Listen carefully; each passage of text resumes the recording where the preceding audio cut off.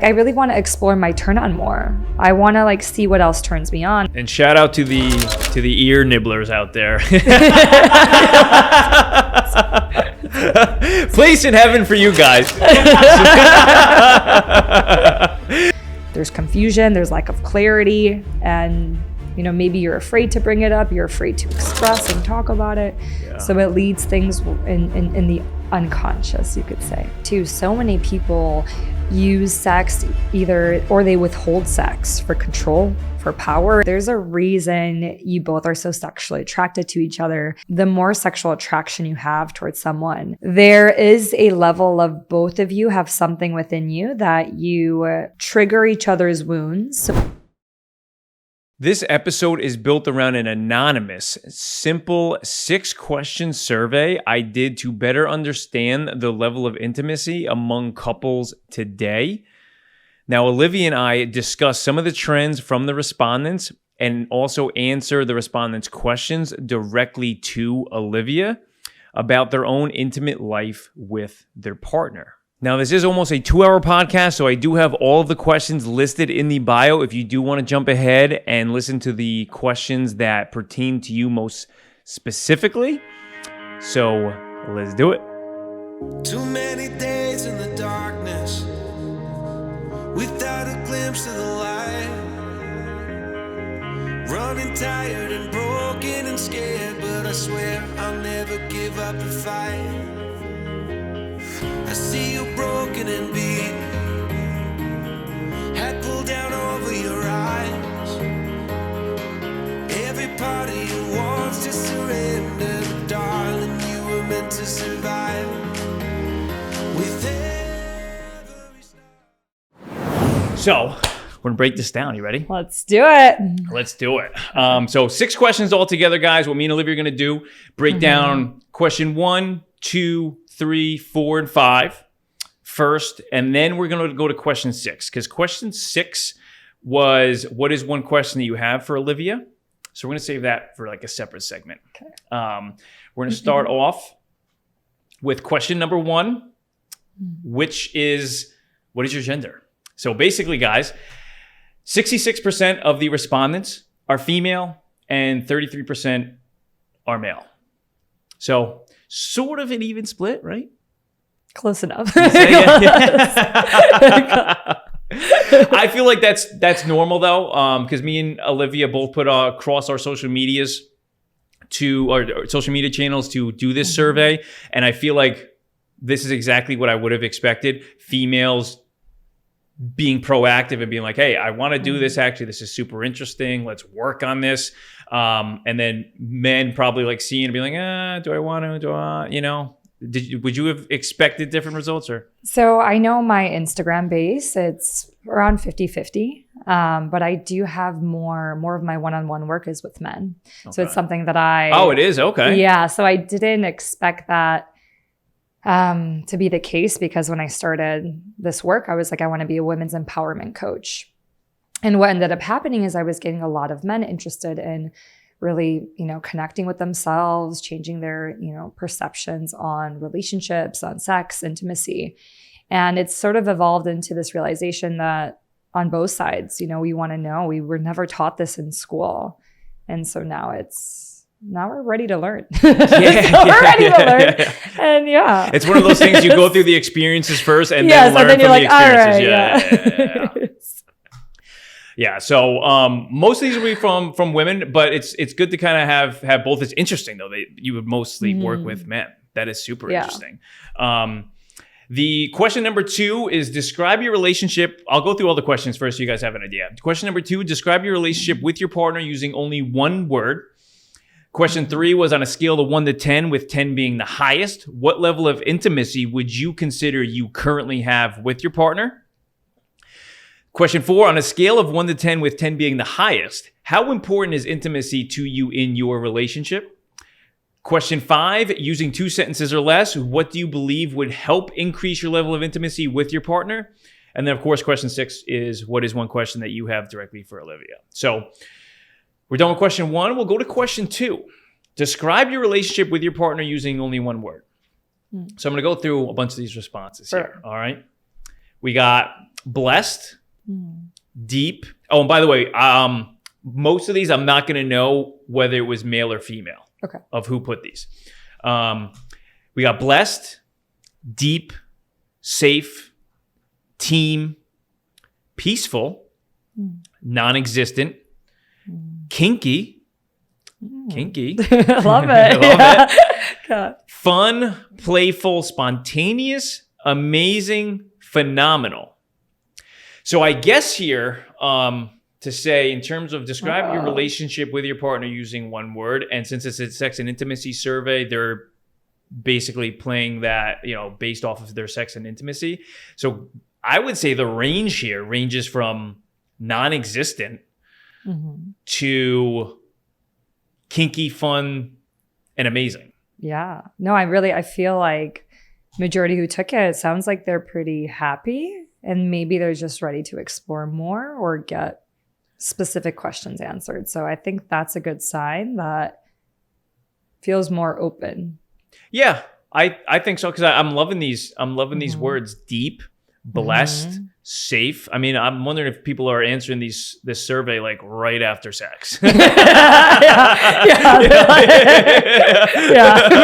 So let's have sex having first, a good day, and then let's do the survey.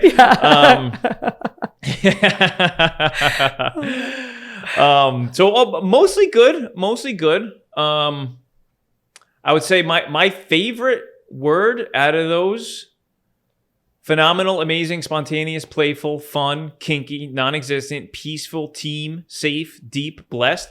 My favorite is probably either peaceful or safe. I like the best, because that means someone peaceful and safe, I feel like is a symptom of satisfied, to say the very least. Because if you're feeling peaceful and safe, there's not really anything that is higher than that, I feel like, which I feel like that these people are really reaching the most deepest level of satisfaction that you can reach in an intimate setting. Just my thoughts. Yeah, which is interesting that you say that. So I know on the peaceful side, majority of men want peace and freedom. And that's like usually the desires that most men have.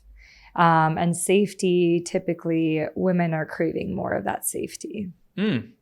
Okay, so you would say then peaceful and safety. But I guess we don't know who said what. We don't know, but just from going off what you're saying, that probably sounds like those are the women's answers. And then you would say freedom and what was it? Freedom and peace, usually men. Freedom and peace, usually men. Okay. Yeah. Okay, that's interesting. Freedom and peace. What do they mean by freedom? I think within relationships, usually men want to feel free, right? There's that aspect of they're desiring a relationship that they don't feel confined in and constricted. That's why maybe, as you go out dating, it's, most men when they, are complaining that things aren't well, they feel like, oh, the woman is too much on top of them, or they feel like they can't breathe and they want more space. Okay. And safety, safety I think is universal, but I would say maybe most men aren't aware that they need safety. It's perhaps even more like subconscious or sometimes unconscious. And women are always craving, a safe space to be able to open up, to surrender, to really be in their feminine. Okay. When you had said freedom, I was thinking men trying to seek like either if it's like an open relationship, or you're referring to something more of like sexually free. Not even that. I would say even in anywhere in their life, right? Like I think even in work, it's like they want to feel free to pursue what they want to pursue, to go after their ambitions. And okay, no, that's a good point. Yeah. That's a good point. I could agree with that too, because I think from the majority of the men that I know in relationships too, if you ask them pretty much, what are the things that you're unhappy about, they wouldn't say I don't feel free, but they would use examples of not being free. Yeah. Or like a woman may be like, I want safety and love. Usually men aren't like, oh, I want safety and love. They're like, they would never say that. Maybe deep down they do, right? But it's going to look different to them. Yeah. No, interesting point that we're going to go into question 3 here. Mm-hmm. On a scale of 1 to 10, with 10 being the highest, what level of intimacy would you consider you currently have with your partner? So we basically have from 1 to 10 then, 10 being the highest, 1 being the lowest, and 1, instead of putting 1, I wrote the answer being we literally have 0 intimacy if you answered 1, all the way up to 10, which is 10 being we have so much intimacy, it's literally insane. Okay, amazing. And the results, 8.33% responded with we literally have 0 intimacy. And then no one answered 2, 3, 4, or 5. 16% put a 6. 16.67 put a 7. 25% put 8. 16% put 9. And 16.67 put so much intimacy, it's literally insane. Mm-hmm. So I would say for the majority of the part, people are above the 5. Mm-hmm. So would you say, what level of intimacy would you consider you currently have? So I would say they're leaning more towards the higher level of intimacy then, 6 and up, except for the 8% that put, we have literally 0 intimacy, which I think is good. I mean, I think I would probably land myself that of like desiring, above a 6 to maybe an 8 or 9. I think a 10 would be awesome, but I think it might be too much and getting away and being distracting from normal life. Just having so much intimacy, it's literally insane. Literally insane. Yeah. I may go into the obsession addiction, but yeah. Would you say from the people you work with, where would you rate them on here? Yeah, so it's interesting that these results are coming in because most of the couples I work with, they're good, but they want to take it to the next level. They want to take it to a spiritual level, one that is going to really blow their mind. Like an emotional side. Yeah, maybe emotional, physical. Like maybe they've heard of Tantra. They've, heard about this thing called energy orgasms. And they're like, honey, let's explore this. So it's different couple to couple, but most are in maybe this exploration and either want to learn more about their body, what they can create together. Okay, so they're basically happy for the majority of the time, and they're just trying to upgrade. Yeah.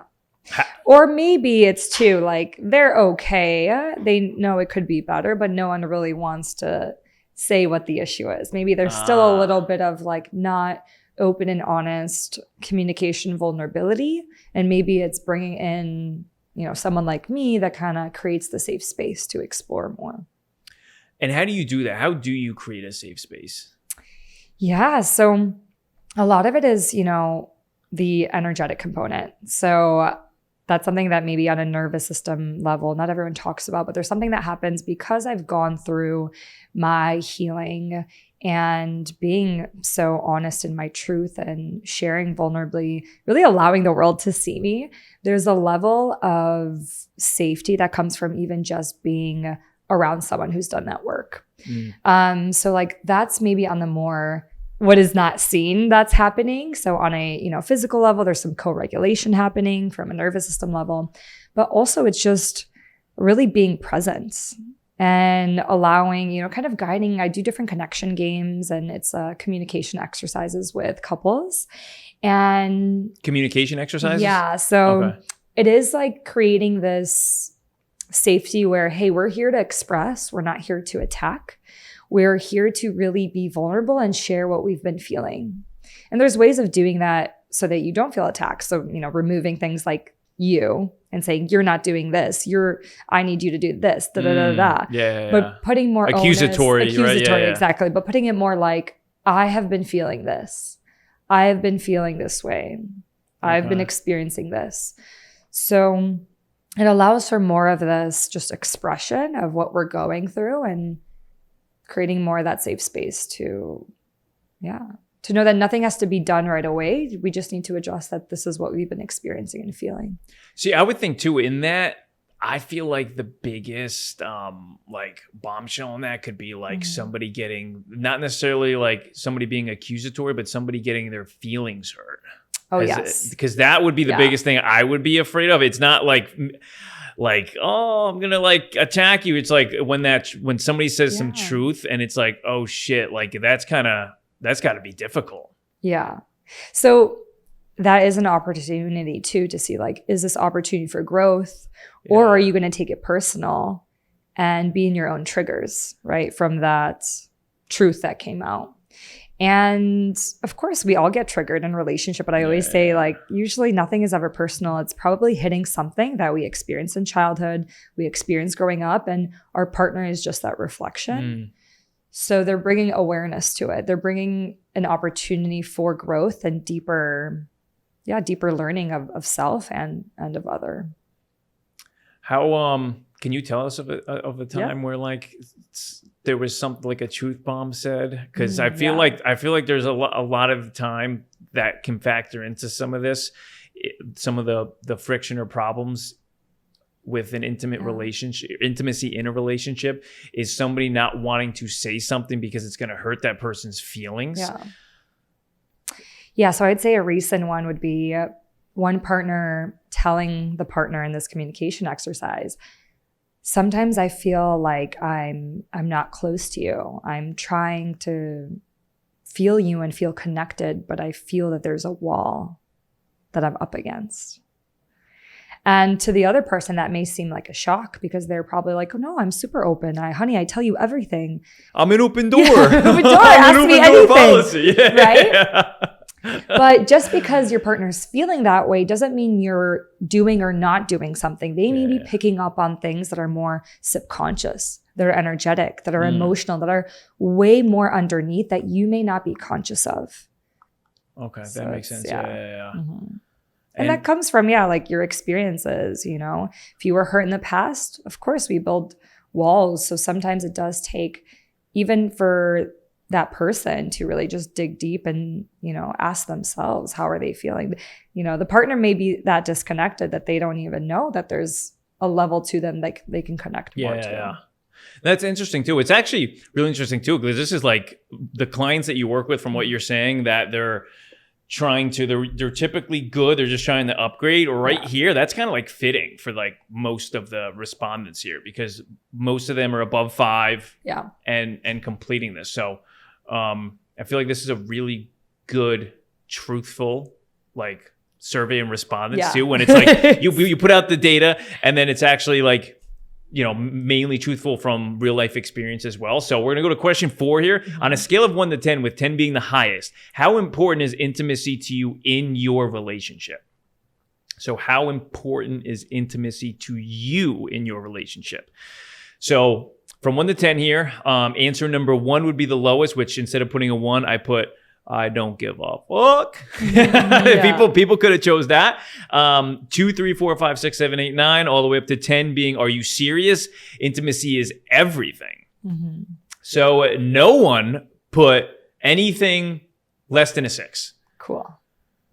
So intimacy is very important to them in their relationship. I did have a few respondents reach out and to discuss like, hey, are you referring to emotional intimacy, physical intimacy? Because there is a very big difference. Mm-hmm. And I just kind of left it general because I wanted people to pick that up from their own personal perception of it too. I think physical intimacy, in my view, would be more important to men and emotional to women. I think just from my own like stereotyping there. But I do think that both are equally important, right? Yeah, I would definitely say, both are very important, but it's also what you define as intimacy, right? So I was going to bring that up. I wonder what people were thinking, if it was the physical or the emotional. And really how I define intimacy is, your ability to be seen and see your partner or see the other. Like romantically? And it's like you being able to be vulnerable, whether that is sexually, physically, or emotionally. And there is a difference, because you can be physical with someone but not really show yourself or allow yourself to be seen, right? There could be that wall on an energetic level, or your partner may feel like your heart's closed. So yeah, I think both are super important, and maybe, not talked about as often, or maybe they are even confused, right? So it's good that at least people are asking, what is intimacy? Yeah, no, because it is important, because I think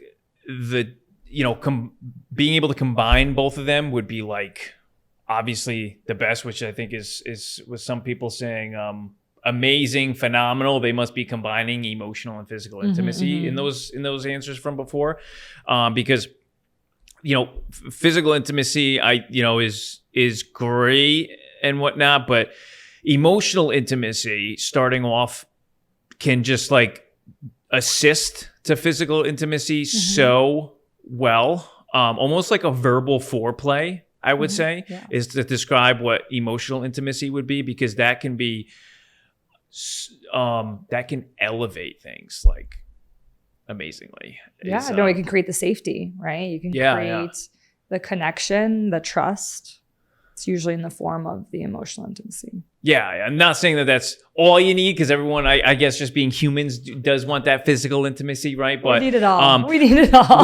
We do. But I think in today's like busy society, there's such the focus to reach that physical intimacy that I feel like a lot of times that emotional intimacy kind of can be left out just because of life getting in the way and circumstances. We're going to get into some questions later where people talk about having kids and jobs and we can't see each other. And I feel like a lot of the time you end up just like jumping into just that physical intimacy rather than ensuring that you're including that emotional intimacy, which I think can really elevate intimacy altogether, which we'll go down to then. Actually, let me go over these answers here. So we got 8.33% put 6 as to how important is intimacy to you in your relationship. 16% put 7, 16% put 8, 25% put 9, and 33% of people put, "Are you serious? It's everything." Yeah. Are you serious? It's everything, is what they're saying. That is interesting. So the highest rated one is the last one. Are you serious? Intimacy is everything in a relationship. And I want to get your thoughts, because is a relationship able to healthily hang on and progress if it's 100% based off of intimacy?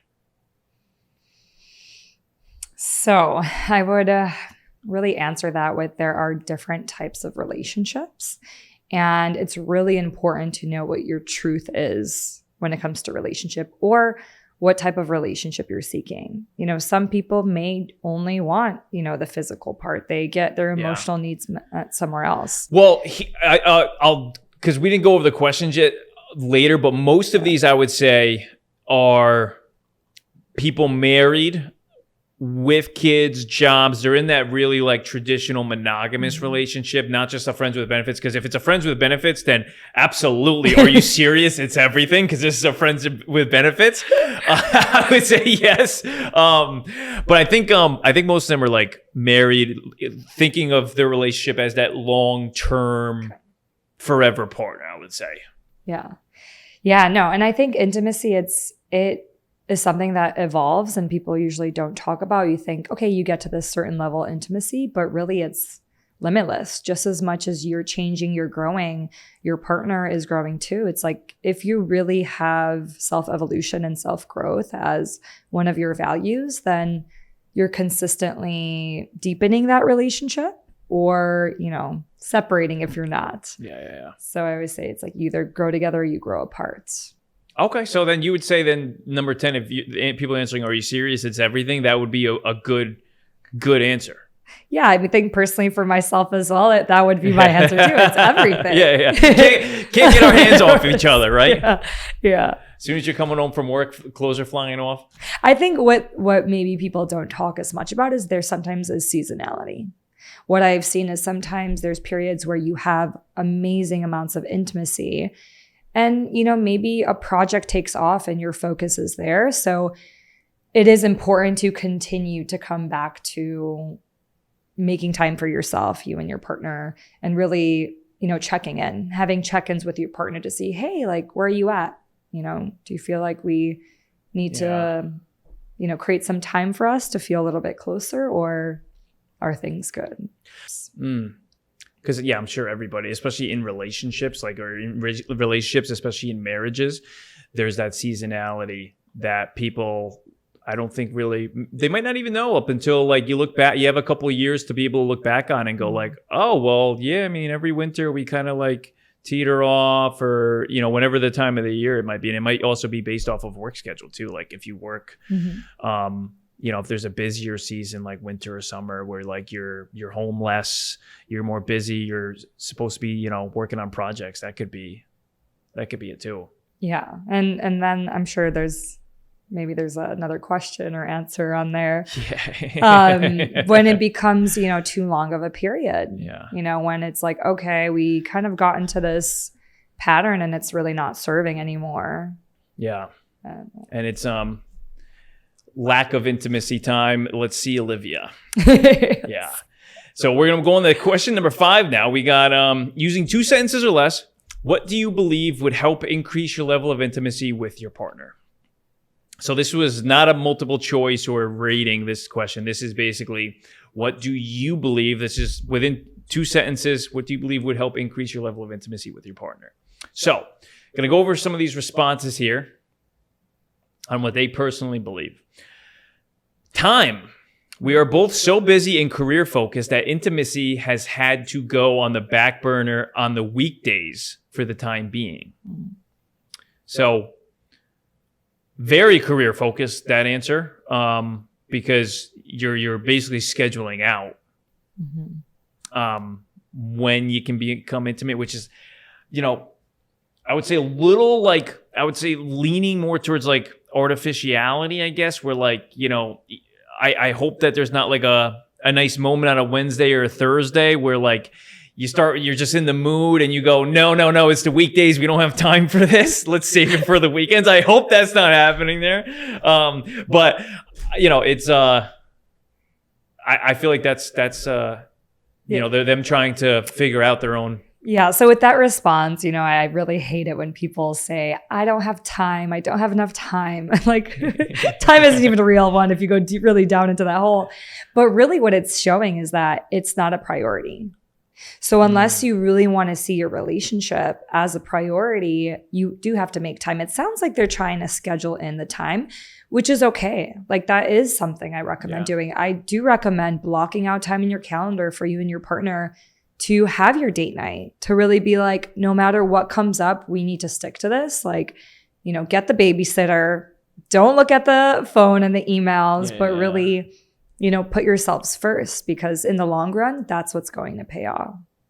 Yeah. Yeah. It sounds like, their intimacy is going on the back burner on the weekdays for the time being. They're career focused. I would say, career prioritized would be the word I would use then, which is fair. And for the time being, those 4 words, you got to think a little bit broader of like, well, for the time being, could that be a year?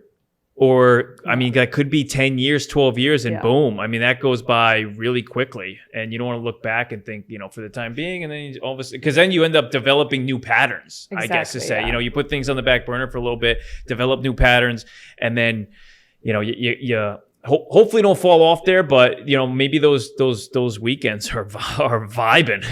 Yeah, but I think that really just pushes you to be more creative in the relationship. Like you have to get creative of how to connect, even if you're not physically able to connect always. Yeah. Right. So maybe that is like leaving little notes, or like, sending your partner something, during lunchtime when they're in the office.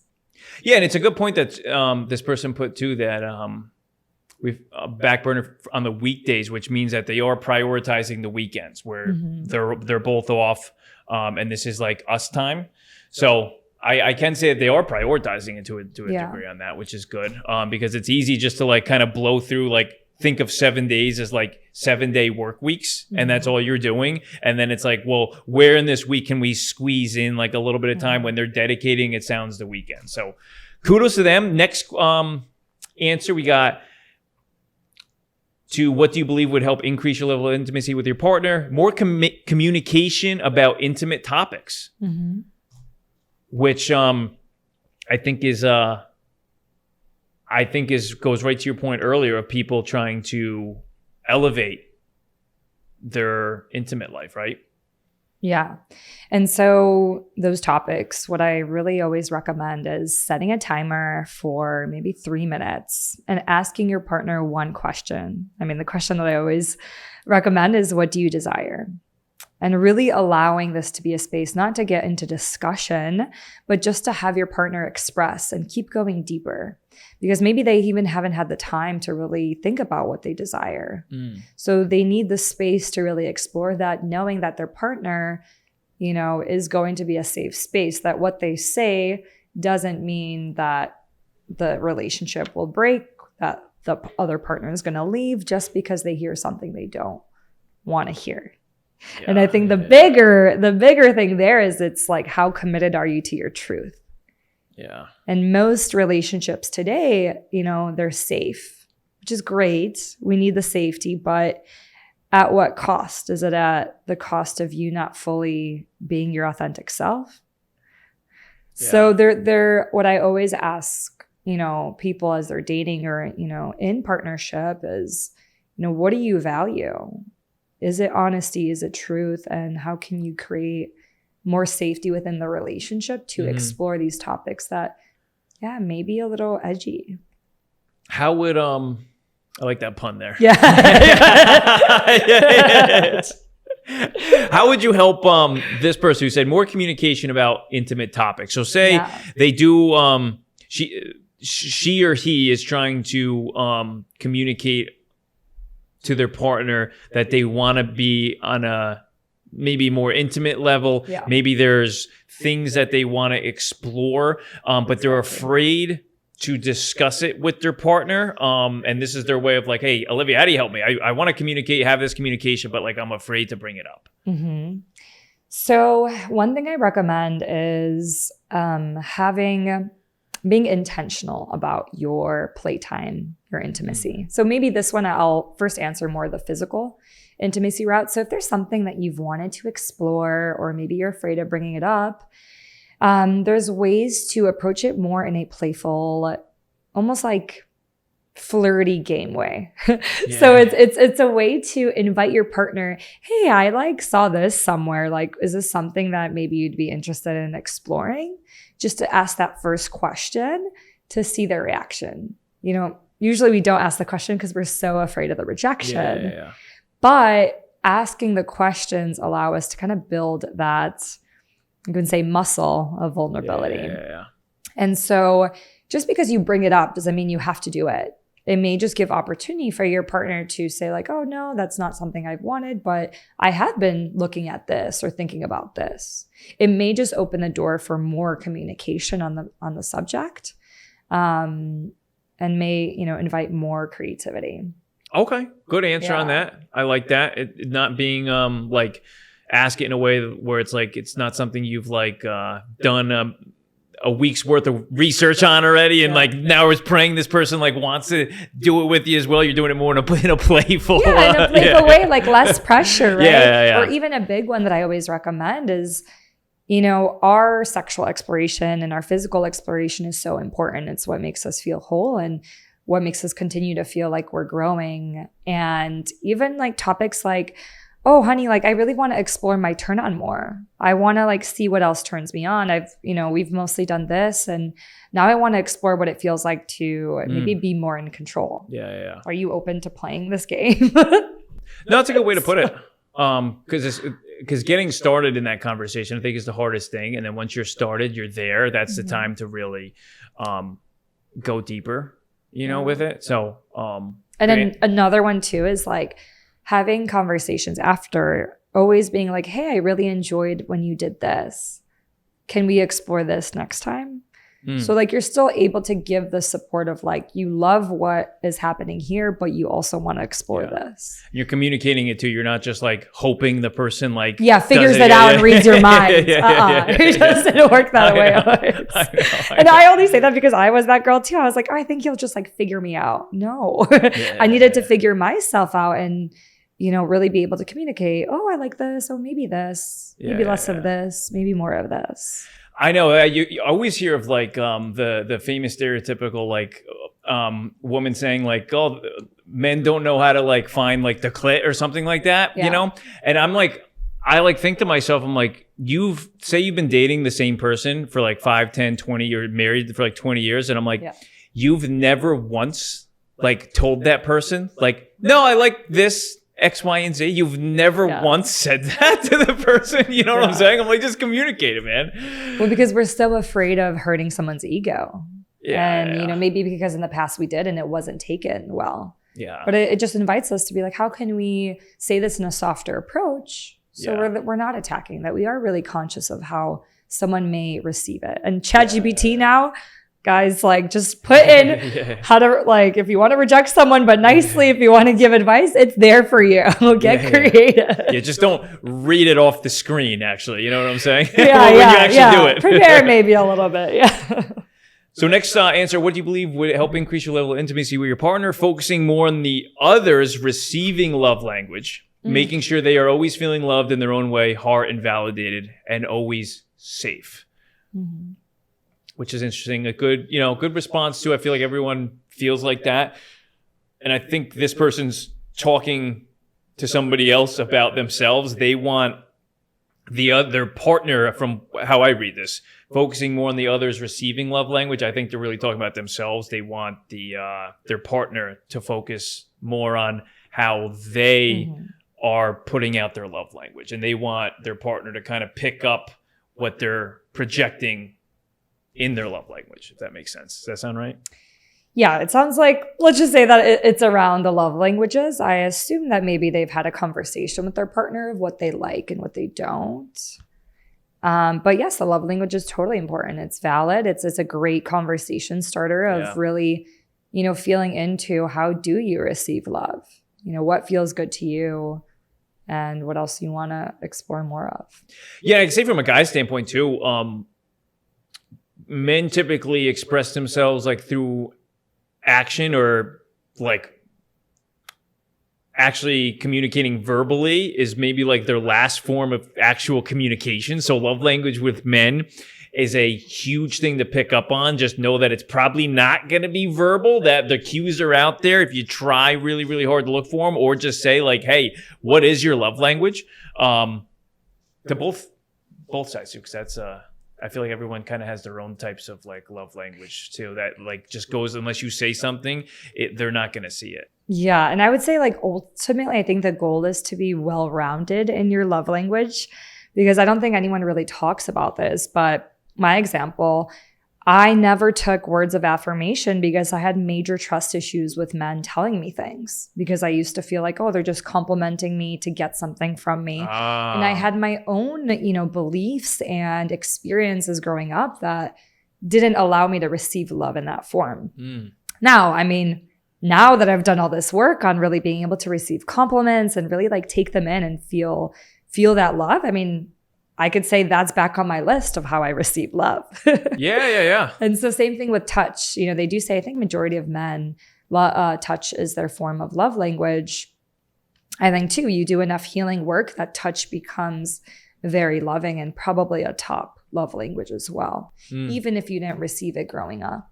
Yeah. That's interesting how deep you can go on those. The next answer we got is being more available for each other. More time for dates would be ideal. We kind of gotten that before, and that's a good answer to, what do you believe would help increase your level of intimacy? If it's just being more available for each other, then I think intimacy is pretty high then, right? If it's just time and there's nothing you guys can actually work on, or, things are fine, it's just being together more, I think it's pretty good intimate life, right? Do you find that typically though, people like I mean, I guess they're not coming to you then. They're probably just trying to reschedule the person into their schedule more often than seeing you to try to work on their availability with each other.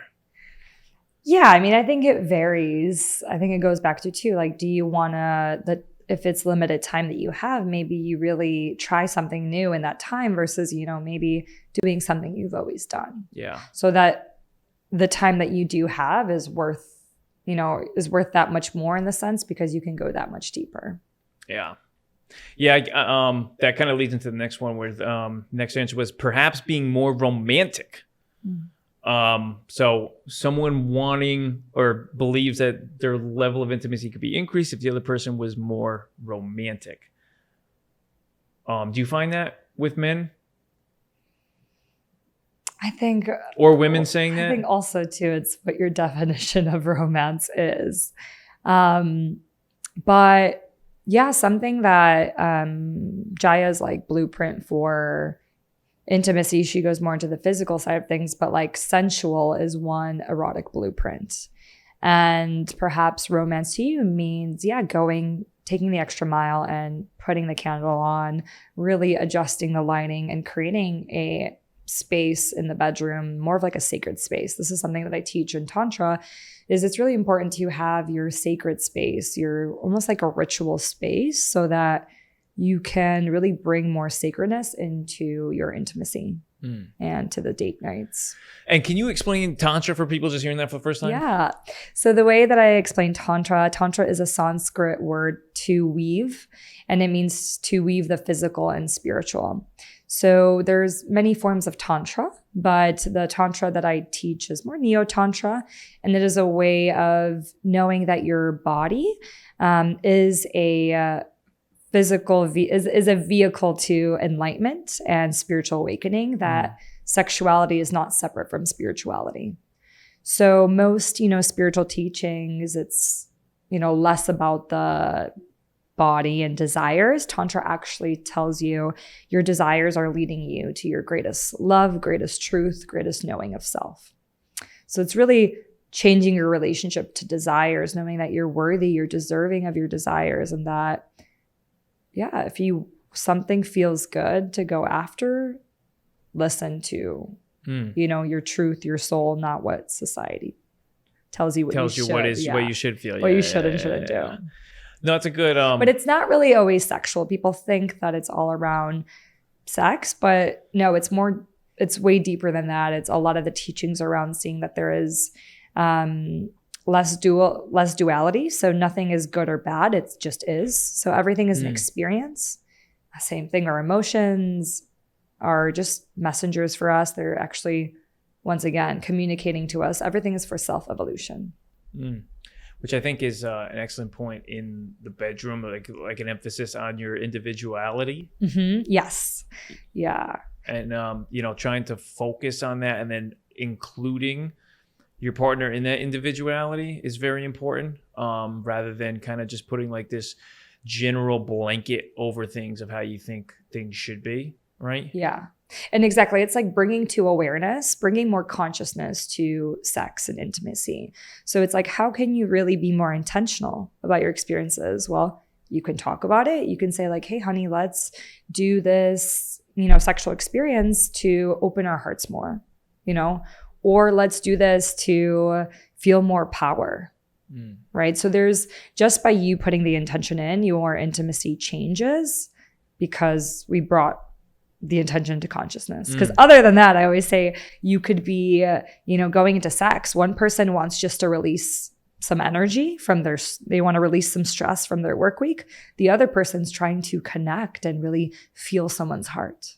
So those are two completely different intentions. So when we're not aware of these things, this is where all the disconnect happens in a relationship, is because there's confusion, there's lack of clarity, and maybe you're afraid to bring it up. You're afraid to express and talk about it. Yeah. So it leads things in the unconscious, you could say. Yeah. Then one person's focusing on the physical intimacy while the other one's trying to develop a more emotional, intimate connection. And then you're just on different pages. Yeah, you're on different. And I always say too, it's like, your physical and sexual experiences, like I used to, in my life, in my love life, I was always using sex to get something. So I was using sex to maybe get the cuddles, get the emotional intimacy, when that in itself wasn't a healthy relationships to sexuality, because I was consistently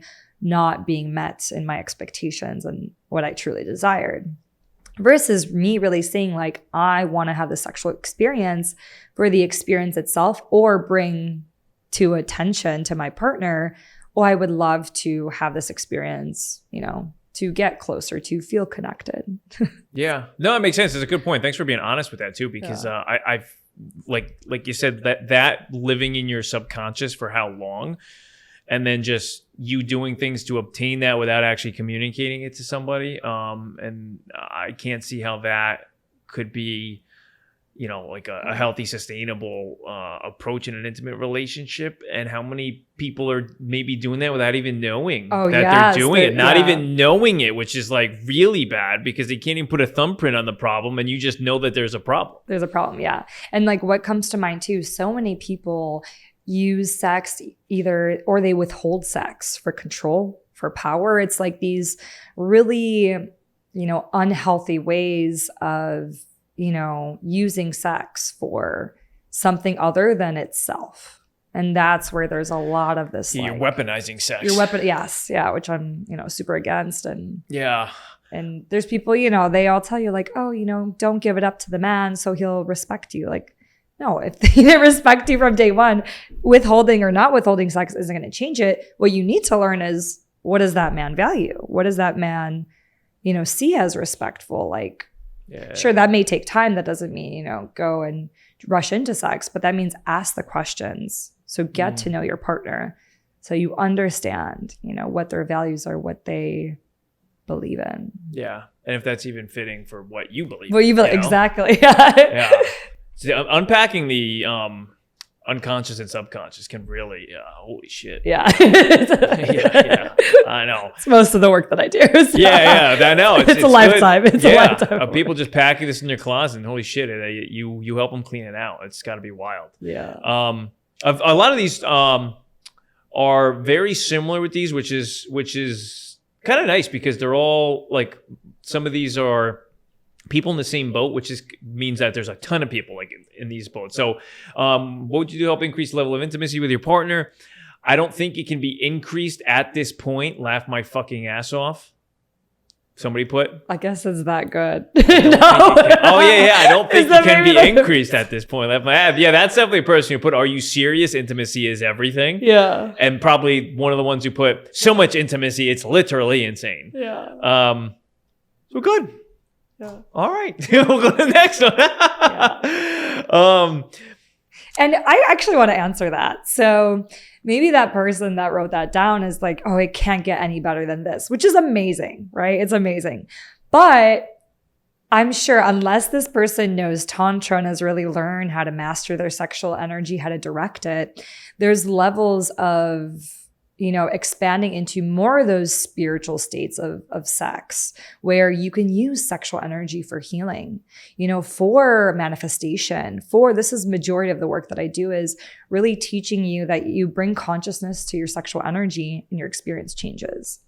And this is our life force energy, our kundalini. It's what most people talk about. And this energy is so powerful. So when we bring that consciousness to it, we can heal things, from childhood, from really whatever your intention is.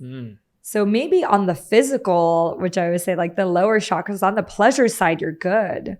But what if you want to really, maybe experience things that are more from an energetic perspective? Maybe seeing sex as meditation. This is probably that new level that maybe the person who answered the question hasn't opened up to, because you could have psychedelic experiences during sex. Yeah, where you actually end up having the same type of pleasurable result with actual less physical intimacy, but a higher level of like a conscious intimacy but still achieving a high level of satisfaction sexually. Yes. Right? Yeah. So what you bring up is that's a lot of what I teach is more the energetics, where you can really play around with the energy versus the actual physical aspect.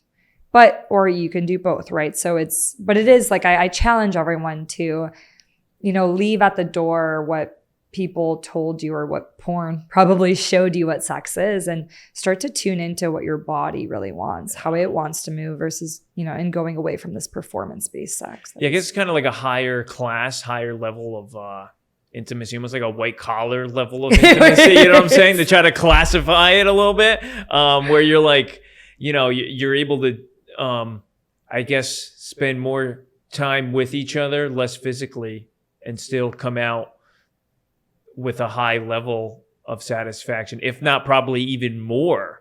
Exactly. Than the physical. Yeah, because what I teach is going beyond the physical.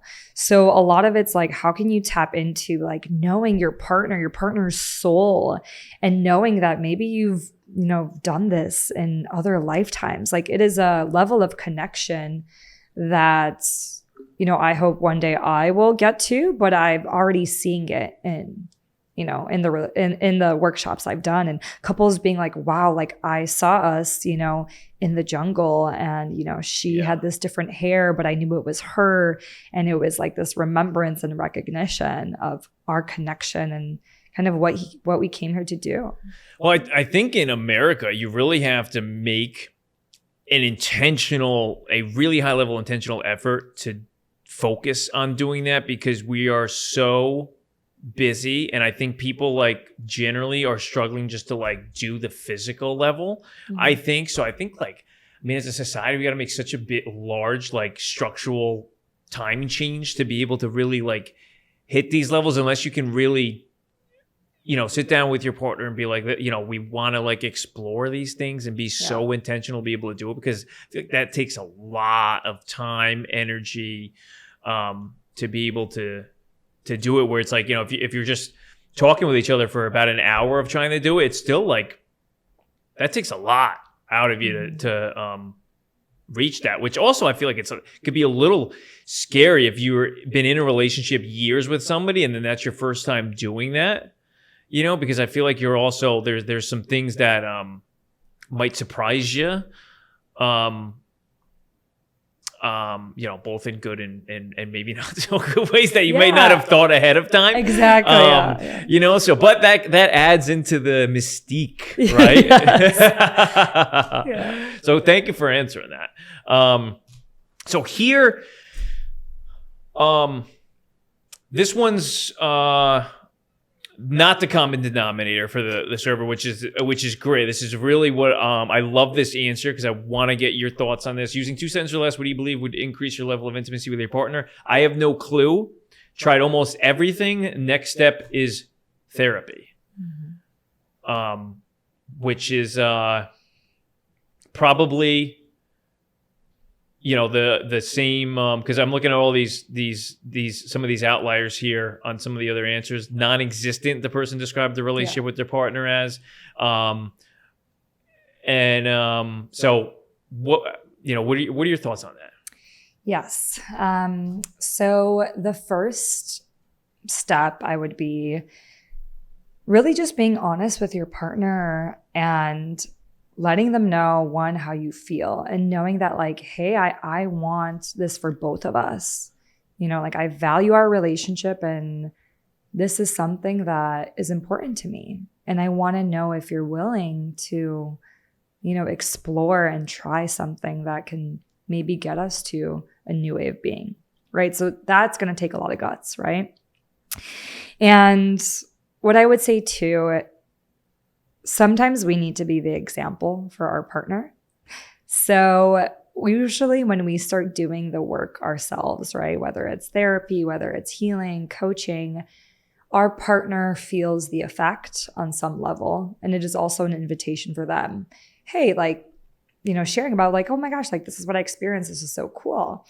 And really it's a way to even spark interest in your partner to see if you're doing the things, does that make them more interested and curious? Now, if your partner is completely closed and like, no, then that's something that you do have to ask yourself, what is your non-negotiable? And is this something where you need to reevaluate if this is the partnership is for you? And I always say, like, doing this type of work, you either go to new levels of closeness and I was going to say, or you go the opposite because you realize, oh my gosh, we're such different people. It's because we never took the time previously to really get to know ourselves that's what I was alluding to before. Like, you sit down with somebody the first time you've been with for a couple of years or so, and then you start, toying around in the jungle a little bit, and there might be things that maybe, you either kind of come more together or you kind of, drift a little bit, I guess. But I think the biggest thing is when you talk about these things, it's you being vulnerable, right? You really like, even expressing your feelings and emotion, because that partner needs to know that this is what you're experiencing and what you're going through. And if that isn't a indicator of like, hey, I don't want you to feel this way, like I want to, make this better. Yeah. Like that's what's important is you have to express your feelings, not accusing the partner, telling them what they need to do. But they need to really be able to see how you're being affected in the relationship. Yeah. That makes sense. I mean, I have no clue. Tried almost everything. Next step is therapy. Sometimes therapy is just, it does give the other person the ability to talk indirectly, which sometimes is like all that person needs to express themselves of what is wrong rather than saying it directly to their partner. So maybe by bringing in a third party and allowing that third party to be the safe space, and then that person communicates to the therapist in a couples therapy setting and being able to kind of let their thoughts on like, why they think things aren't intimate. I mean, that could really help, I think. Yeah. And so, you can definitely try therapy, but if you really want to see the biggest and quickest shifts, usually it's not our partner that's the issue. It's our own childhood experiences and what we shaped around love, around intimacy that affect the relationship. So even with couples that like are struggling in the relationship, I always do separate work with them as well, because it's really seeing where was the buildup of experience that caused you to shut down, that caused you to really not want to be vulnerable out of fear, out of rejection, out of shame. There's so many emotions that you may not be conscious and aware of that are consistently affecting your relationships and as how you show up in the world. Yeah. Right. So therapy is definitely a route, but most of the clients that I've worked with, they've told me that what we've done in an hour, is more than 7 years of therapy that they did.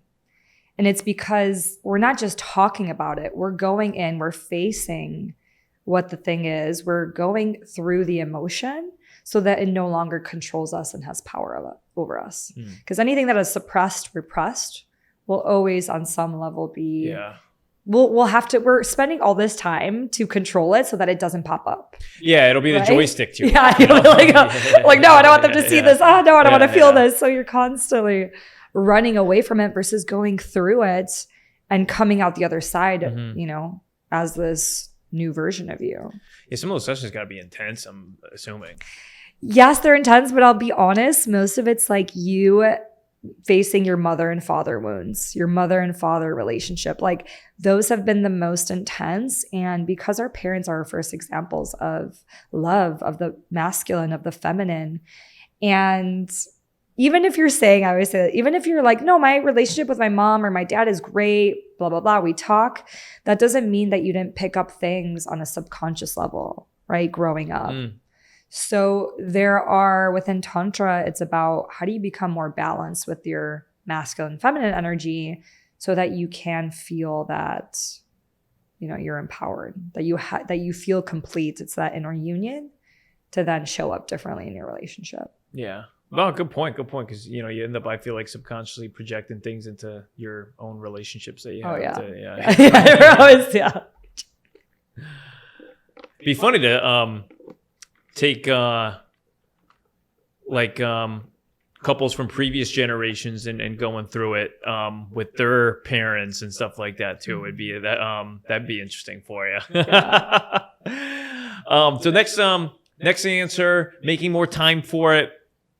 I feel you, busy. If our schedule's lined up, this is the next one. If our schedule's lined up, usually when one of us is home, the other isn't. So time schedule's conflicting. That has got to be tough.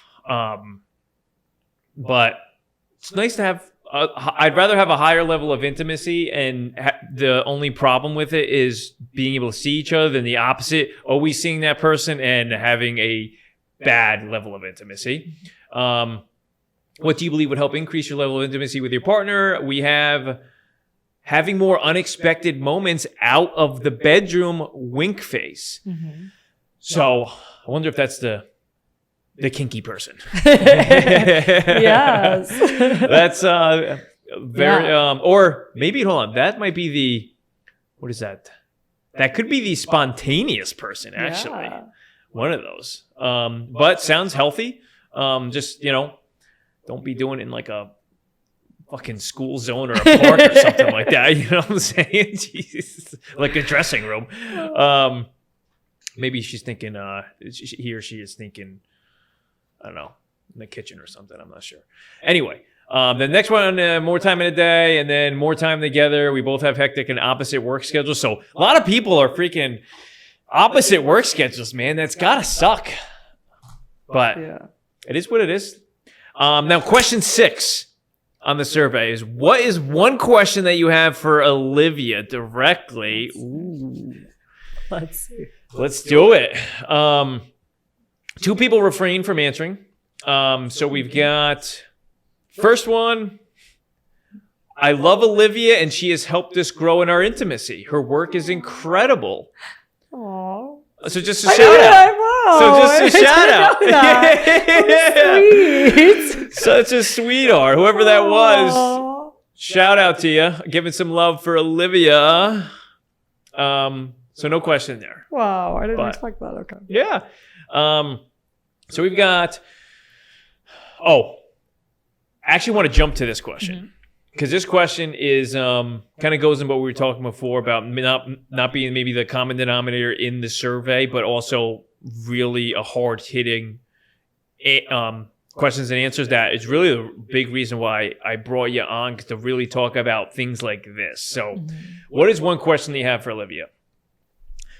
My wife has zero romantic interest in me after 24 years of marriage. This has been like this for about the last 10 to 12 years, and says she would be perfectly happy not to have any sexual contact again, putting a real strain on my relationship with her and feeling all alone. Any suggestions? Yeah, so this one's a tough one because in this situation, we know it's the partner that has expressed that she doesn't even want any, right?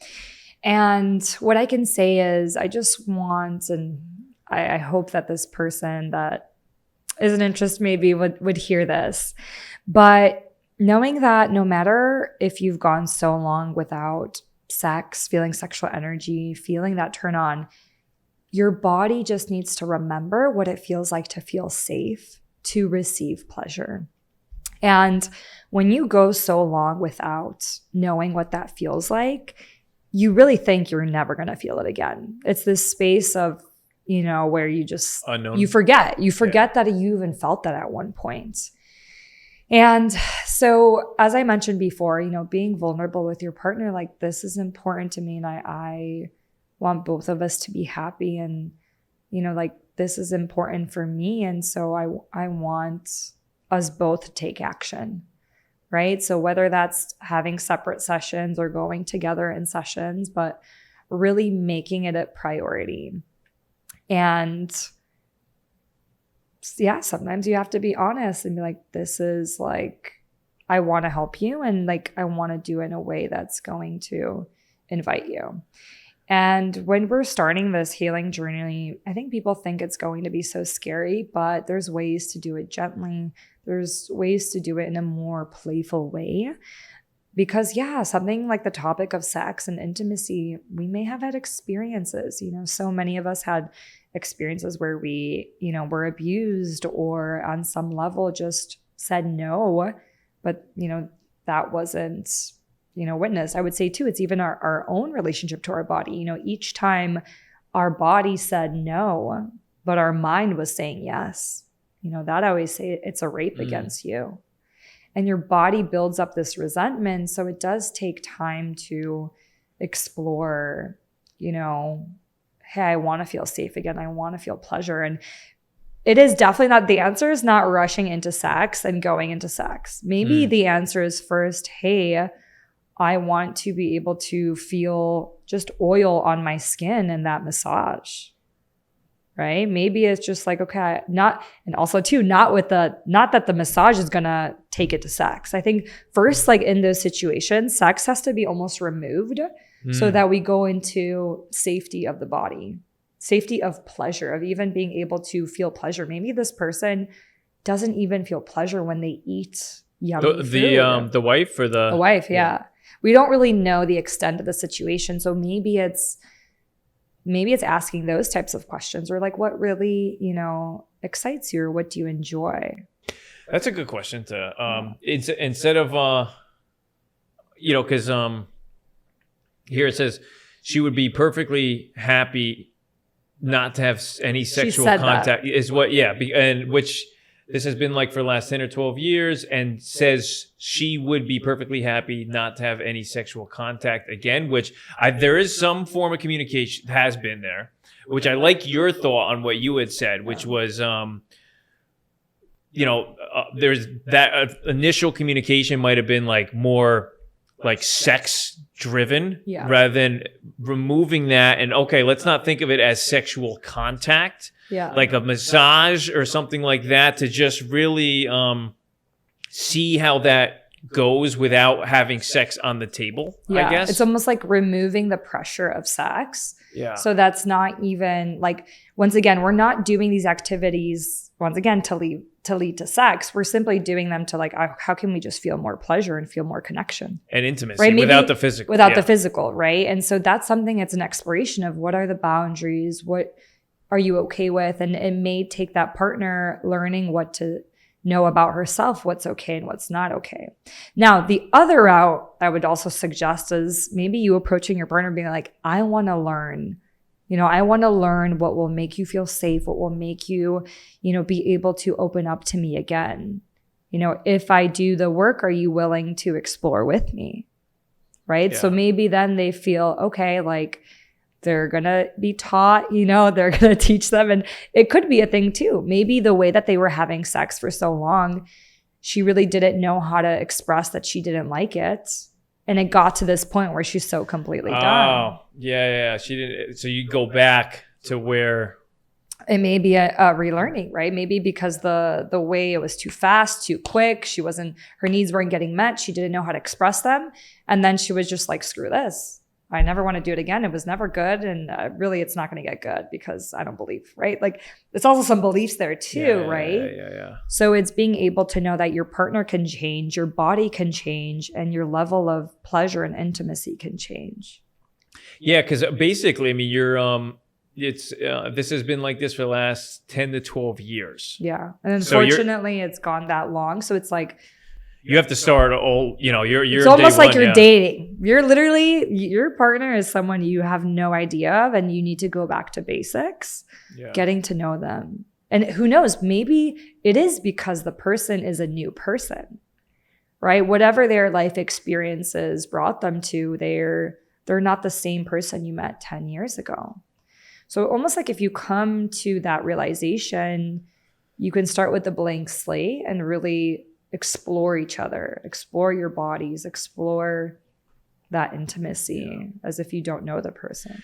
Do you think that what could cause this is the wife having a very, very low libido? So my personal I don't think so. But so anyone that says that they don't have libido or don't have sexual energy, I believe that it just hasn't been tapped into. Either hasn't been tapped into, there's some form of repression or denial, or there's a fear of allowing that energy to run through. And because of, maybe shame, maybe culture, religion, programming, all those things add up. Yeah.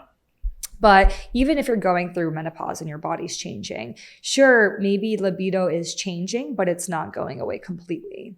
And it's definitely a fallacy. Whoever says that like, oh, your sex life just gets worse over time, that's all BS. That's a collective programming, and what people, just because that was their experience does not mean that's reality. I know plenty of couples who every year it keeps getting better and better. And we do also need more examples of those couples to exist, so we start changing that. Yeah. But yeah, no, it's not libido. It's like the libido has been shut down due to body not feeling safe, body not being able to trust the person or the partner. And there's a relearning and almost forgiveness needed to allow the body to start to trust again, to start to come back online, come back to sensation. And I think that's the first step, is being able to feel sensation again. Like that person that has low libido, they may have been feeling numb for 5-10 years. So if their normal state is numbness, at this point, they did probably forget what it feels like to feel sensations, or the sensations they do feel are maybe just pain. So then it's warming up the body. How can you bring back sensation knowing that there can be pleasure? It doesn't have to be pain or these other extremes. Okay. No, it's a longer question, but at least that may start to bring some ideas of the complexity of it. No, it does. It does. Especially, I mean, the beginning of that too. Wife has zero romantic interest in me after 24 years. I'd say, that's got some suggestions there, because maybe that's not the case. Wife has zero romantic interest in me. It might be. I would also ask the question: did you guys have romantic interest when you first started? That means there's hope. That means like you had it at one point, so you can have it again.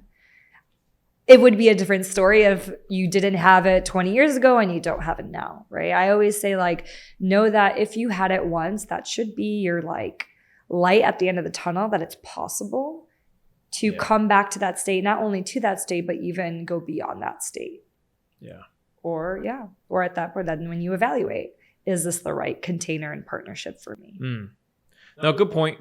Even just like you said when we started, asking what is your desires, and then just leaving it like that. Yeah. And if somebody says I have no desires or anything like that, I think that there's, I don't buy it. I think it's an evasive, form of evasiveness. Yeah. I think, And when someone answers, oh, they don't have any desires yet, like you said, they're avoiding what's there, or they really... And there's a reason for that. Someone's too afraid. They're too afraid to really look to within something. Because they have no idea. It's like exploring the unknown. There's a fear of the unknown because you don't know what's going to come up. Yeah. You open the door for all these possibilities, and unless you're willing to meet yourself and meet them, Yeah. No, good point. I love the question too, because I hope this helps some of that, because that could be, I mean 10 to 12 years is that's a long ass time, man. To not have intimacy and that's. And think about it too, probably like, your body is just, it's sad. It's sad that has been withheld from it. So that's also a process of both parties, forgiving themselves for not, getting to this sooner and not prioritizing that. Yeah, putting a real strain on my relationship, that is probably an understatement. Yeah. I would imagine. We'll go on to the next question here for you, Olivia. During seasons when physical intimacy may be less frequent, parentheses, having a newborn or maybe having self-image issues, close parentheses, how can we fill the gap of less physical intimacy? How can we fill the gap of less physical intimacy and help our partner know it's not them and it's just a season that will pass?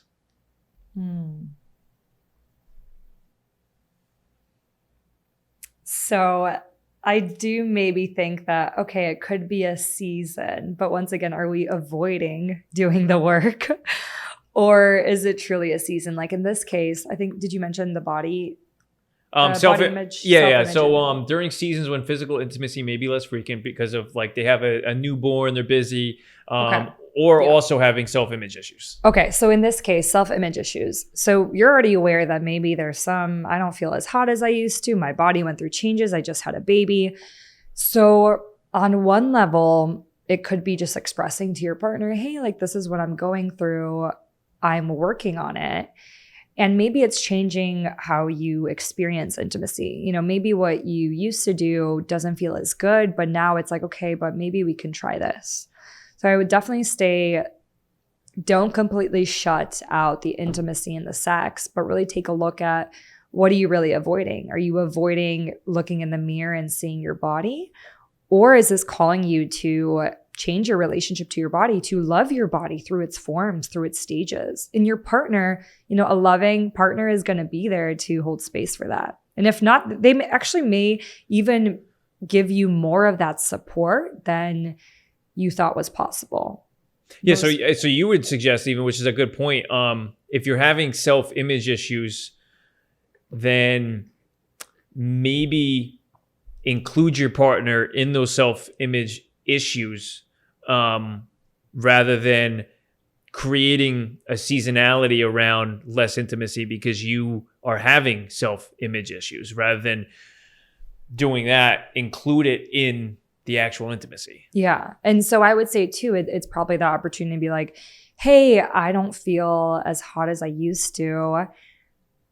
You know, maybe I want to go slower. Or is this something that it's more so just letting your partner know so that like that's what you're going through. And then it's up to you both.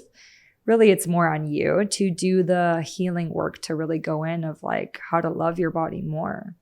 And to really find out like how can you love yourself deeper even in this period of change. Because withholding the sex and intimacy, I don't really see where that serves. I think that's more so avoidance. Yeah. It's avoiding the discomfort. It's avoidance of the discomfort of, I don't want, because what you're not wanting is you don't want your partner to see you in that state. Yeah. But who's to say that your partner doesn't love you in all your states, right? So it's something to really look into. Also your beliefs. You know, I think when I work a lot with women who've gone through childbirth and, you know, people are always like, your body's never going to be the same, and all these stories and beliefs that you may pick up. And you really start to believe that about your body when in reality, no, it's like your body's freaking amazing.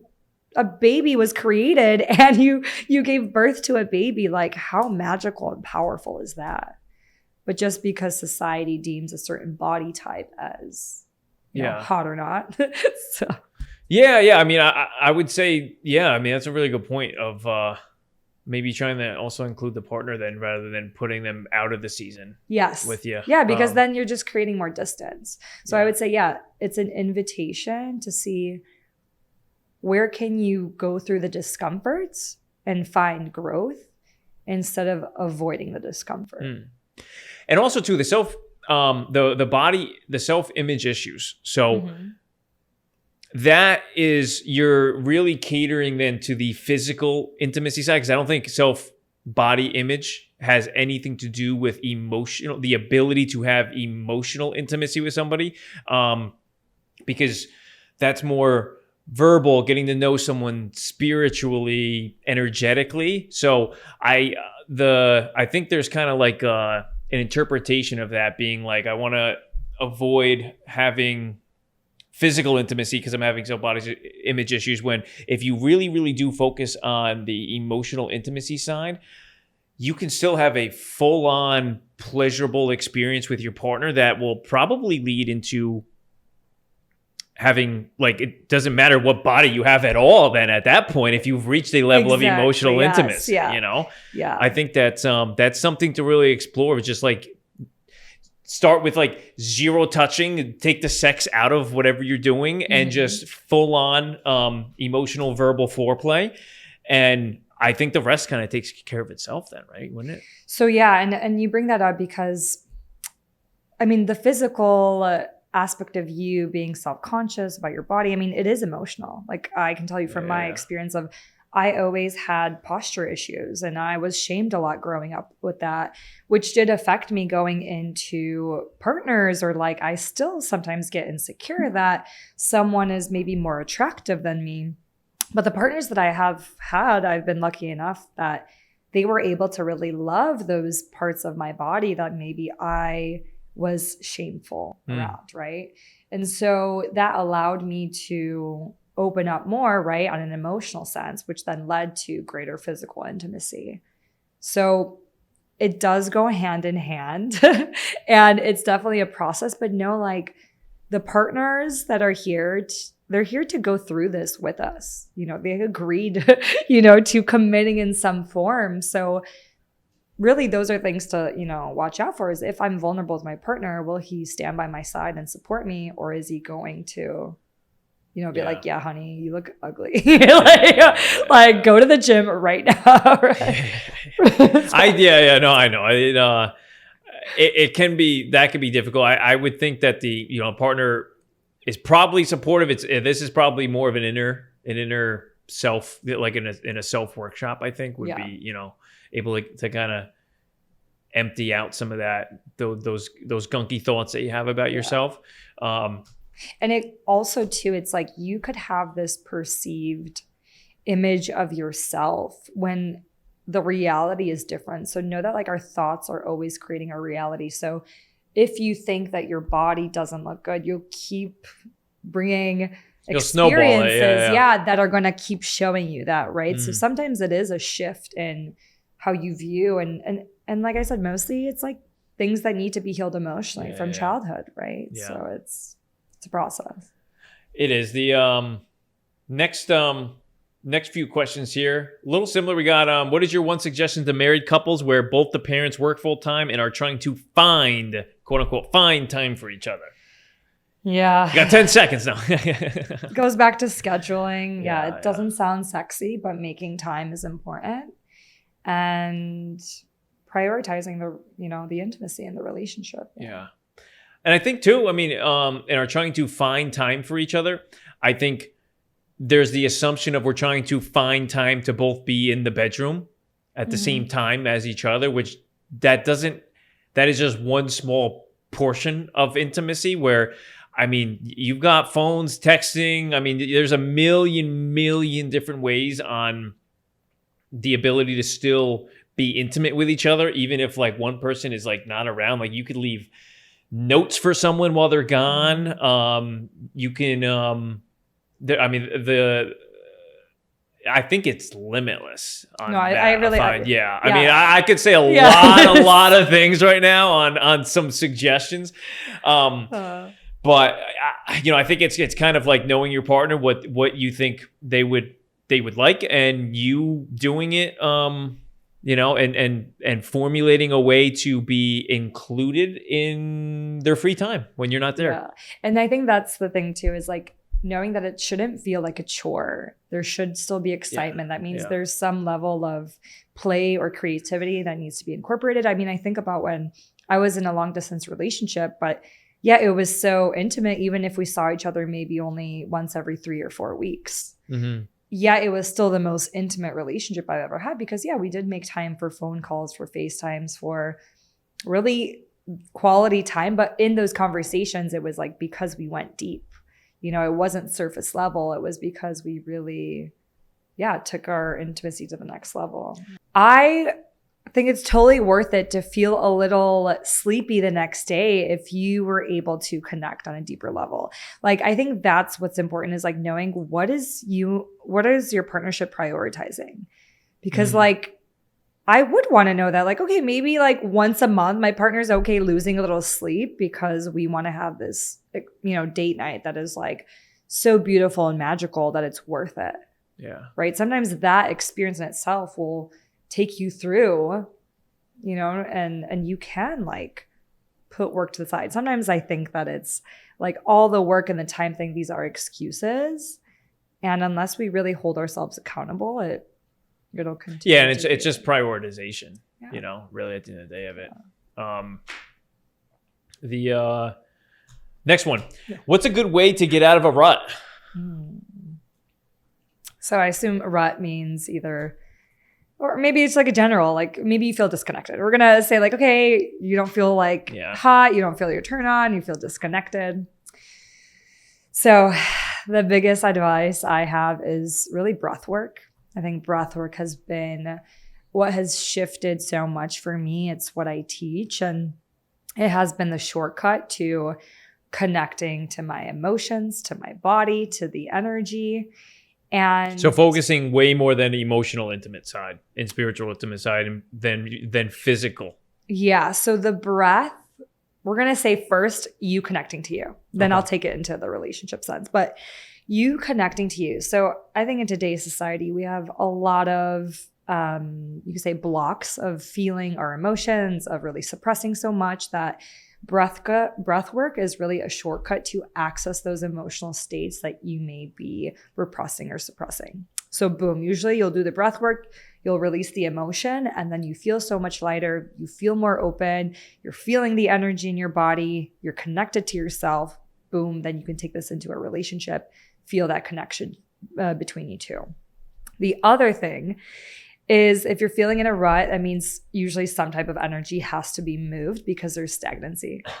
And so breath work also with your partner, right? As maybe you're doing the sexual experience, but breathing and sounding as well. Sounding is huge. Being able to sound out your exhale liberates the energy in your body. And it is one of the main principles of Tantra, is how can you really use movement, breath, sound to awaken your body and move the energy in your body. So anytime I've been feeling in a rut, going to either do some type of breath work, move my body in some format, also going into nature, connecting with a tree.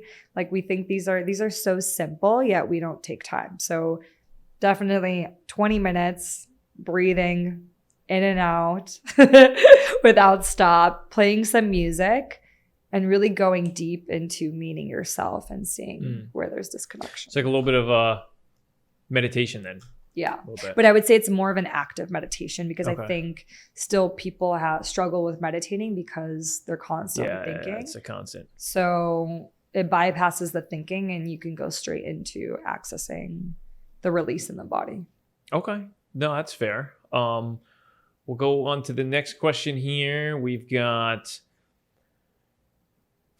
how do you get over the lulls in a relationship? So sort of similar here. We've been together for years, and sometimes we feel more like roommates than romantic partners. Other times our sexual intimacy is through the roof though. Mm-hmm. Help! Yeah. Well, I think that's amazing that sometimes the sexual intimacy is through the roof. So one thing to take note of when you are in those states, what's happening in your world? Is it because things are going well at work, so you're feeling confident and you're bringing that into the relationship? Is it because, you went some period without seeing each other and you miss your partner? And maybe that spark of missing each other really, brought it back into the relationship. And also taking note of when you're in that roommate phase, is it because you're seeing your partner do things and it's triggering you? Are you noticing, certain mannerisms are just or something that they said, really you're not feeling? It's an ick. So it's an ick, right? Yeah. So on one end, that's something to take a look at. And then, to bring back the intimacy, it's getting creative of how you can connect. Whether it's a question game, whether it is that date night experience, something completely new. And I always say, Tantra is a great way to explore, especially if you haven't explored this, because you start to open your mind to what's possible in sex and intimacy. And you go to new levels of self-discovery that I believe there's always a level of self-discovery that's needed in a healthy relationship. Yeah. Because we need to have our individuality. We need to know who we are. And then, I think that's what really makes someone sexy or appealing, is because you love your partner and you admire them in their element and who they are. So you want them to feel connected to themselves so that they can bring, their full self into the relationship, not an incomplete version, thinking that the relationship will complete them, right? Yeah, no, it's good. It's especially just I would say like you said, like communication in that, because it sounds like you might just be kind of going through the motions of life at that point. Yeah, and the times where things are great and sexual intimacy is through the roof. I mean, like you said, did something happen at work or something that sparked like this crazy energy? Where if you want it on more of a consistent level, those types of games, the card games, I think are awesome to play. Yeah. Like the intimacy games where like you flip a card, you have to ask a question, then somebody has to, answer or do something like that. Really can change things without like a drastic change. It could just be more fun.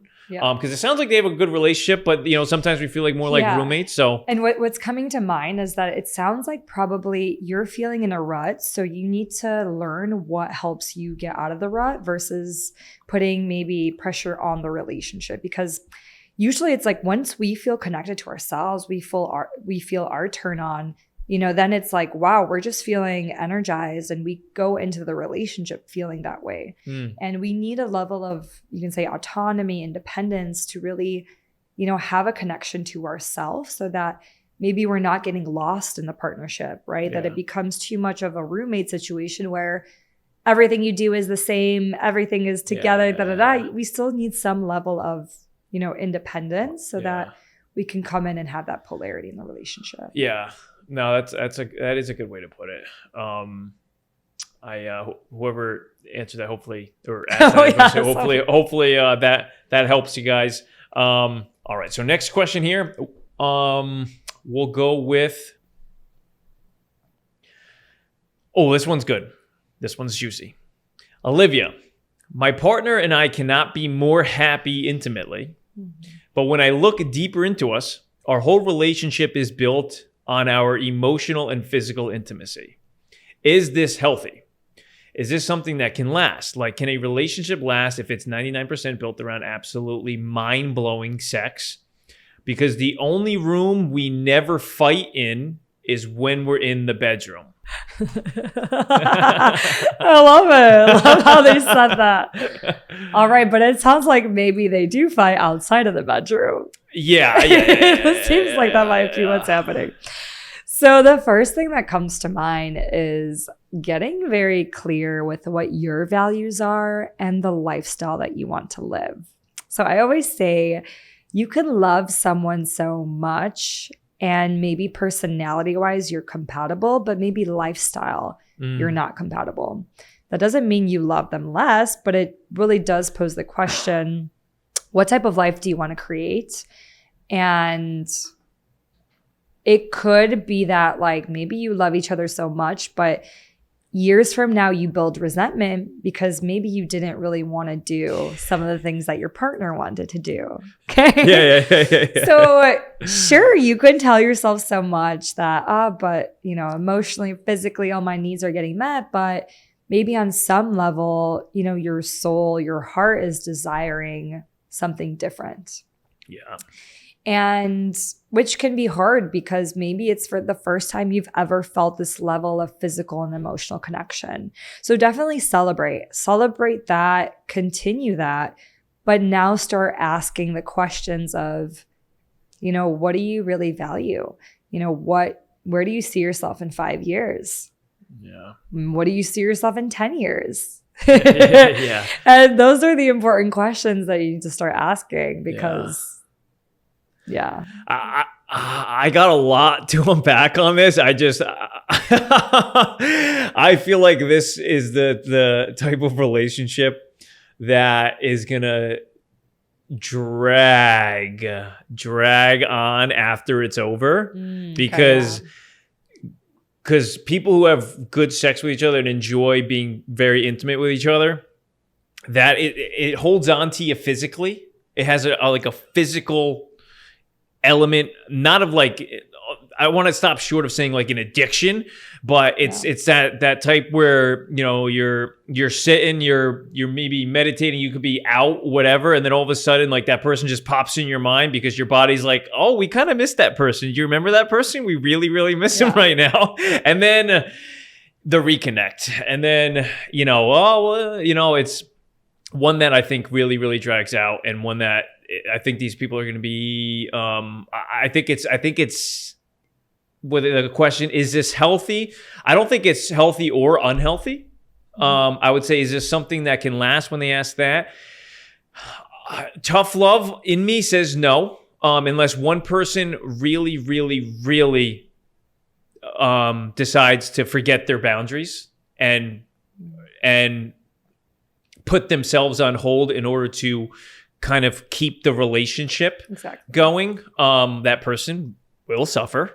They will suffer in silence. But I think that is one, that is kind of the future of that. Because I think that if you guys are both 100% and setting your non-negotiable boundaries, I don't see how it can work.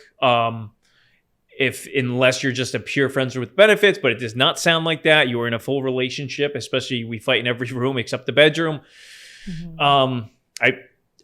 I would love to say you could stay in the bedroom your whole life. You know what I'm saying? That'd be a good, who wouldn't want that? But it's that life circumstance is not going to allow it. So, tough love. I can't say. Yeah, this. I would also say too, there's a reason you both are so sexually attracted to each other. My theory is that, and some people have talked about this, that the more sexual attraction you have towards someone, there is a level of both of you have something within you that you trigger each other's wounds. So perhaps that's why there's fighting, because there's some inner child wounds that are being triggered and surfaced for you both to work through. Now, in a conscious relationship, you guys both have the awareness, hey, really upsets me when this happens. I know this is my own stuff because my daddy left me, or, my mom was controlling of me. So there's a level of awareness in that partnership that, yes, together, it may be a relationship that you guys can both grow together and, learn and evolve together. Now, if, there's constant, fighting outside of the bedroom, it does sound there could be, some toxicity in the sense of, like you said, the boundaries. On some level, probably both partners aren't respecting their boundaries because they're allowing the immediate physical experience that, yes, sometimes it is more like addiction energy.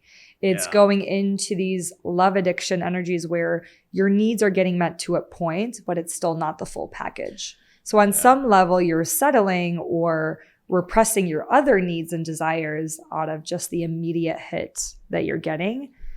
That eventually will catch up to you. I know that's the thing down the line. I would say, thinking of things outside the box. Remove the sex and the intimacy, and what would you define that as then? Of what you currently have. Is it even a friendship? Yeah. Are you able to even say that this person is your friend? Yeah. And how? And I would say also to try to discover why, because I think we're way, the physical intimacy is there, but I think with this, there's a deep level of emotional intimacy that these two have together. And I would say, try to unpack that.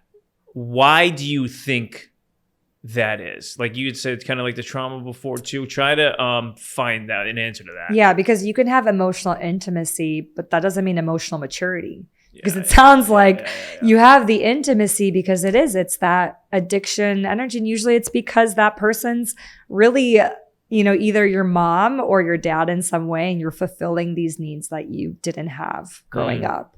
And I see this so much in my clients. They will, let's say, a man will attract women who are controlling and who have these traits because on some form their mother controlled them. And until you really bring into awareness, why am I attracting this type of person? And maybe that's okay, right? Maybe that's like, okay, she has some more dominance, but we're willing to talk about it. We're willing to work through it. She's also aware. That's a different type of relationship. That's bringing the maturity and the consciousness into the relationship, knowing that because probably the best sex you'll ever have is with someone who matches that wound because you're so desperately wanting to heal that, which is I think, okay in the end, because that's what we're meant to do. Otherwise, if we didn't have, those wounds, probably there wouldn't be a strong enough attraction and polarity. Yeah, just a very, very, very unfortunate that when you guys are around each other, clothes on, you're just sounds like some big fights. Yes. Yeah. We'll go on to the next question here, though. When you start to get into a routine, how do you get out of it? I guess to say this, maybe not a routine of work, come home, all that stuff, but just like routine as in like sex becoming a routine. Yeah. Where you're kind of stale, same thing over and over. And you're probably, especially routine wise, if you were to, whoever asked us, if you were to put a stopwatch for the last like 20 times you've been intimate with your partner, you're probably the same exact time, which has become the routine. The routine, yeah. So I see this, I teach this as well, as even when it comes to your self-pleasure practice, you're probably in a habit of giving yourself that orgasm or self-pleasuring in a certain way. So it does require you to think more outside the box on how you want to experience pleasure, how you want to experience turn on. I think the biggest thing in my journey has been, hey, we want to spice things up. Let's really think about how can we experience more pleasure and release more shame. So even in my healing journey, as I've been exploring this work, it still surprises me how much my relationship to sex and pleasure changed based on doing my own inner healing and healing work. And the routine, I'll take it back to intention. The more that you can really dig deeper of what do you truly desire? Maybe, oh my gosh, I want to feel turn on that, my whole body is buzzing and you touching my elbow just sends me off, right? Like, that's an exploration of like, okay, how can I get into those states of openness, of sensation, and of pleasure? That's really going to be something new and different. Same thing. Maybe your intention is like, I want to learn how to surrender more to my body and to you. There's levels of surrender. There's levels of really opening yourself up and really allowing someone to take the lead. And same thing. My intention is I really want to tap into my power, right? My sexual power. And like once that intention's set, then you'll start to, maybe come up with some ideas. Okay, let's try this. Yeah. I saw this. There's so much content out there. There's so many. And I'm going to give some ideas right now, some specific ideas here. When the person asks, when you start to get into a routine, how do you get out of it? Think of your routine of being intimate with your partner. Take that, do the exact opposite. Do the exact opposite. So whoever initiates it, typically do the exact opposite. That person initiates it. And then go from there too. If you just start, I would say, if you just start becoming physically intimate first and you are just then physically intimate and then your intimacy is over, say 95% of the time you're physically intimate, 5% emotionally intimate, I would say reverse it then. 95% of the time you're just going to talk and have some verbal foreplay. That's it. You're going to flirt. And you are going to limit the physical stimulation for, it can only take place for say like, I don't know, like 5 minutes or something like that. You know what I'm saying? Which I think would help get you out of the routine. And you might also discover different things through the emotional intimacy, which it really is, I would say, the X factor in being intimate, because there's a lot of the unknowns that really can enhance literally like overnight. Like it's not something that, it even takes, time after time after time. Through discussion and communication and talking with somebody, you could be like, holy shit, I really like that, what that person said or did or anything. Yeah. So I would say to start, how do you get out of routine? That would be it. Do the exact opposite of what your routine is. Yeah.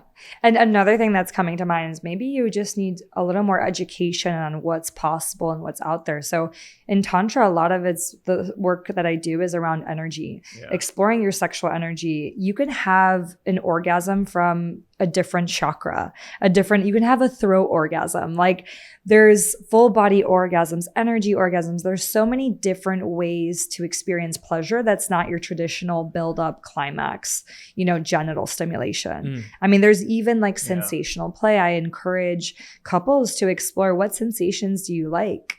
Do you like fast? Do you like slow? Do you like just tapping on your body? There's so much to explore that probably you haven't taken the time to get to know your body in that way. Yeah, and shout out to the ear nibblers out there. Place in heaven for you guys. Next question. Oh, it's my favorite question so far, I think. What does a healthy intimate relationship look like? Why do a lot of couples stop having sex? Actually, back to the ear nibblers, though, to be honest. That shit would shock you.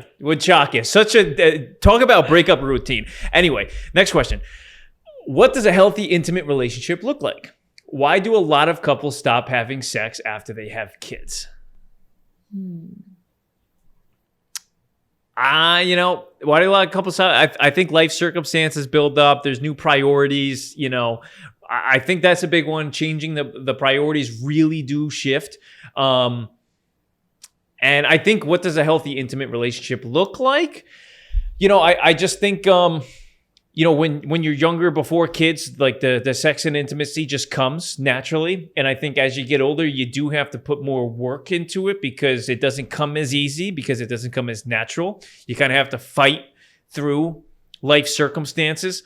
And I think that's predominantly, a healthy intimate relationship is just, I would say, you have a pleasurable level of intimacy that you are mostly satisfied with. And I think from my own glance, why do a lot of couples stop having sex after their kids? I mean, that's just, almost every single person here was like, I don't have time. That's your answer there, I think. Yeah, I would say what's coming up for me is that when we become parents, we step into a new role. And it's important for us to know that, as a mother, you don't want to show up with your partner as a mother. You want to still be, the sexy, sovereign, powerful woman that you still are. Seductive and all the sensual. There's ways to be more conscious and aware of when are you stepping into one role and when you're stepping into another role. And I think often new parents, what I see is they don't know how to go back to that old version of them, because they're starting to, you're still learning what that new role of mother is as well. Yeah. And so I see this maybe more so with women. And it's knowing that you are multidimensional. You have the power to be any role. It's just because you're a mom doesn't mean you're not those other things. I think in society, that's something that's still being worked on, seeing a woman in all her forms and seeing that it's sacred, right? All of those, versions of you are sacred, and knowing how to step into each of these archetypes. I think that one's a huge one. And yeah, sure, kids bring up a lot, right? They bring up a lot of things. They're pushing you to grow even deeper. They're bringing up things in your relationship that maybe you didn't expect. So it's important to continue having those intimacy, those check-ins, and really expressing feelings in ways that are safe and healthy, not in a way that you're not doing this, you're not supporting it. Because I see so many, it really gets to couples because, on some level, you're not feeling supported and you're not getting your desires met in the relationship because the kids have come in. Yeah. So it's... And I think, too, it's just ensuring that the time that you do have is at a very high level of quality. Yeah. It's not the, when you have less priorities, there's more times you can have it. So then there's more chances of you being able to have a pleasurable experience, which means that you really do have to, like I said earlier, work harder, which means communicate harder with somebody of what are things that you like, and that whole conversation is I think a very sexy, intimate form of intimacy in and of itself when you start talking about that, which is like a whole another level of experience that you can include, which is serves some multi-purposeful, so I would say just you really ensuring that the time you do have is what you ideally had wanted, because the worst thing is you barely have time for it, and it's like you barely have time to like go out to dinner and enjoy dinner, and then you go out and you have a shit meal with shit service. What I'm saying? And then you're like, I'm never doing that again. You know what I'm saying? I'm never ever doing that. I had once this whole week to do it, and now it was shitty. I'm not doing it next week. And then you can kind of get into some of those rules of really a downward snowball. So, and if things hadn't met expectations, communicating that too, maybe not like right after, but in some form or so forth to not only get that off of your resentment bank, out of your resentment bank, but to also ensure that hopefully does not, repeat itself as drastically. And last but not least here, so many couples warn young couples, unquote, not to have children or to cherish their sex life before let me reread that. So many couples warn other young couples not to have children or to cherish your sex life before you have children because it won't exist after you have them. Obviously, I understand kids will be a big change, but how can you prepare / make time and / continue to have intimacy with your partner while having a family? So we kind of just covered that, but this is perspective of like somebody who I think is looking down the future with their partner. Mm-hmm. Yeah. So I think once again, sure, I don't have a child, I don't have a partner, so I don't have direct experience, but from the couples I've worked with and the couples that I know and see, you can have, once again, your intimacy, your sexual exploration is limitless, but it does require more scheduling, timing, really prioritizing. So I think that's the biggest thing is, because people are scaring you into their own experience. They have their own experiences and beliefs, and unfortunately, they've had such a negative experience and probably have done zero work to actually explore what's possible. So I think that's kind of what we're used to is collectively having the more pessimistic, negative view. And that's all fear-based. Yeah. When you really meet a conscious couple, a couple who has kids, who really prioritizes connection and time and self-evolution, like these are elevated couples that really have come here to change and disrupt what regular relationships are experiencing. So it's something once again, but that's something that you should consciously talk about. Conscious conception as well as talking about your partner. What kind of lifestyle do you want to have once we're married and have kids? What are the division of roles and responsibilities? And really asking those questions of, how involved do you want to be, in the child's life? What does the financial situation look like? These are all questions that ideally we're asking before we have kids. But what I found is, sometimes that doesn't happen. Yeah. So we rush into things thinking that the baby is going to solve all our, relationship issues. But no, it's just going to bring to surface what's already there. So. Yeah. And make it more intense. Well, thank you for all of this, Olivia. You've been amazing. Thank you for taking all these questions. And so I appreciate it. You've been lovely. Thank you. Hopefully, we our conversation here with people's responses has sparked some good future intimate moments. Yeah. And that it served as inspiration and hopefully some practical things that they can take into dating, their relationship, and and my favorite thing to leave on too is just that a lot of people have those questions about changing things up. And I think my favorite response that I was talking about today is just since you have a partner, that's who is supposed to be doing this stuff with you too. So you should really feel safe enough to be able to start inching your way into getting out of your routines at the minimum. And hopefully you feel safe enough. And if you're listening and if you did complete the survey, go get out of your routine. Get out of your routine and, start talking with your partner because I can probably bet that it'll be a really sexy convo there. And but I also just want to say that if you have that nudge that things should be better, that things can be different, even if people tell you it's not that way, listen to yourself, listen to your intuition, trust your nudge, and challenge what people in society, tell you about love, relationships, marriage, kids. All that's here to be challenged, and continue exploring. Yeah. Good point. Listen to Olivia, guys. All right. Keep exploring. She ends it on keep exploring. All right. Yes.